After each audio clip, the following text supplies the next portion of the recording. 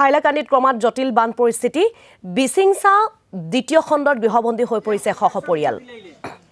বানৰ কবলত পৰিছে হাজাৰ হাজাৰ লোক কাটাখাল নৈৰ তছলা মথাউৰি আৰু আংকাই লংকা মথাউৰি চিগাৰ ফলতেই বাঢ়নী পানীয়ে বুৰাই পেলাইছে বিস্তীৰ্ণ এলেকা প্ৰশাসনৰ লোকে এই পৰ্যন্ত আশ্ৰয় শিবিৰৰ ব্যৱস্থা গ্ৰহণ নকৰাৰ অভিযোগ উত্থাপন কৰিছে বানাক্ৰান্তই পশু খাদ্য আৰু প্ৰয়োজনীয় সামগ্ৰীৰ অভাৱত ভুগিছে বানপীড়িত লোকসকল গতিকে বানাক্ৰান্তৰ কাষত গৈ আমাৰ সাংবাদিক যেটো অৰূপ সেন উপস্থিত হৈছিল অৰূপ সেনৰ জৰিয়তে আমি কিছু পৰিৱেশ চাব বিচাৰিছো হয় বানে ভয়াবহ পৰিস্থিতি সৃষ্টি হৈছে হাইলাকান্দিত আর আমি এই মুহূর্তে উপস্থিত আছো হাইলাকান্দি জেলার বিচিংজা দ্বিতীয় খণ্ডত আর এই বিচিংজা দ্বিতীয় খণ্ডর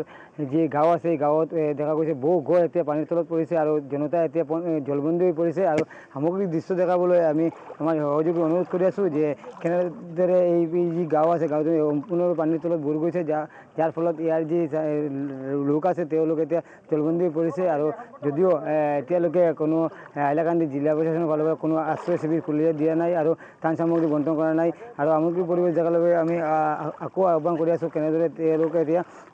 জলবন্দী হৈ পৰিছে আৰু এখন ভোৰ দেখিছে আপোনালোকে এই ভোৰেদি তেওঁলোকে ঘৰৰ পৰা ওলায় আৰু ঘৰত যায় আৰু এনেধৰণে ভয়াবহ পৰিস্থিতিৰ সৃষ্টি হৈছে এই হাইলাকান্দি জিলাৰ বিচিংচা দ্বিতীয় খণ্ডত আৰু হাইলাকান্দি বিচিংচা দ্বিতীয় খণ্ডতো নহয় হাইলাকান্দি জিলাৰ কেইবা শতাধিক গাঁও এতিয়া পানীৰ তলত বুৰ গৈছে আৰু বহু আশ্ৰয় শিবিৰ খুলি দিয়া হৈছে জিলা প্ৰশাসনৰ ফালৰ পৰা কিন্তু এই যে গাঁও আছে এই গাঁৱত কিন্তু এতিয়ালৈ কোনো আশ্ৰয় শিবিৰ খুলি দিয়া নাই কিবা কোনো ত্ৰাণ সামগ্ৰী বণ্টন কৰি দিয়া নাই আৰু যাৰ কাৰণে ইয়াৰ যি স্থানীয় লোক আছে তেওঁলোক বহু অসুবিধাৰ সন্মুখীন হৈছে আমাৰ লগত ৰাজ্য দলৰ এগৰাকী কৰ্মী আছে তেওঁৰ পৰা কিছু কথা জানিবলৈ চেষ্টা কৰিম কি ক'ব আপুনি আসলে আপোনালোকে দেখিছে যে আমাৰ হাইলাকান্দি জিলাত এতিয়ালৈকে হাজাৰ হাজাৰ গড় এতিয়ালৈকে জলনিছত জিলা প্ৰশাসনে কিছুমান ঠাইত ত্ৰাণ সামগ্ৰী দি আছে কিছুমান কেম্প পাতিছে কিন্তু আপোনালোকে দেখিছে আমাৰ টাউনৰ ওচৰত যে বিচিংচা দ্বিতীয় এই ইংলাইপাৰ এলেকাত আজি কেইবা শতাধিক গড় এতিয়ালৈকে জলনিছত আছে কিন্তু এতিয়ালৈকে জিলা প্ৰশাসনৰ কোনো আধিকাৰিক এতিয়ালৈকে অহা নাই চাৰ্কুল অফিচাৰ অহা নাই আমি এতিয়া ফোনত কথা পাতি আছোঁ কৈছে এইবিলাকে কিছু সময়ৰ ভিতৰত ইয়াত আহিব আমি দাবী উত্থাপন কৰিছোঁ যে টাউনৰ ওচৰত যে বিচিংচা দ্বিতীয় খণ্ডত ইমান গড় এতিয়ালৈকে জলনিছত এতিয়ালৈকে জিলা প্ৰশাসনৰ কোনো আধিকাৰিক অহা নাই কোনো কৰ্মকৰ্তা এতিয়ালৈকে অহা নাই আমি দাবী উত্থাপন কৰিছোঁ যে সোনকালে ইয়াত আহিব লাগে ইয়াত যিবিলাক মানুহ আছে সেইবিলাক উদ্ধাৰ কৰিব লাগে ইয়াত এটা স্থায়ী কেম্প দিব লাগিব এবং মানুহৰ যিবিলাক খাদ্য সামগ্ৰী আছে ইয়াত পশু খাদ্য নাই খাদ্য সামগ্ৰী নাই মানুহ হাহাকাৰ কৰি আছে জল নাই এইবিলাক অতি সত্তৰ জিলা প্ৰশাসনে দিব লাগিব আমি ইয়াত আপোনালোকে দেখিছে ইয়াত আমাৰ পঞ্চায়ত প্ৰতিনিধি আছে স্থানীয় ৰাইজ আছে ইয়াত সকলোকে এতিয়া হাহাকাৰ চলি আছে একো নাই এতিয়ালৈকে কোনো আধিকাৰিক অহা নাই এতিয়া খালি মিটিং চলি আছে জিলা প্ৰশাসনৰ মিটিং চলিলেতো নহ'ব মানুহ উদ্ধাৰ কৰিব লাগিব মানুহ সহায় কৰিব লাগিব মানুহক খাদ্য সামগ্ৰী দিব লাগিব পশু খাদ্য দিব লাগিব এই শিশুবিলাক আছে এইবিলাক খাদ্য সামগ্ৰী দিব লাগিব কিন্তু এতিয়ালৈকে দিয়া নাই যোনে জনাইছোঁ এয়া আছিলে এগৰাকী এই যি ৰাজ্যৰ দলৰ কৰ্মী আমাৰ লগত ইয়াত একজন স্থানীয় লোক আছে তেওঁৰ পৰা কিছু কথা জানিবলৈ চেষ্টা কৰিম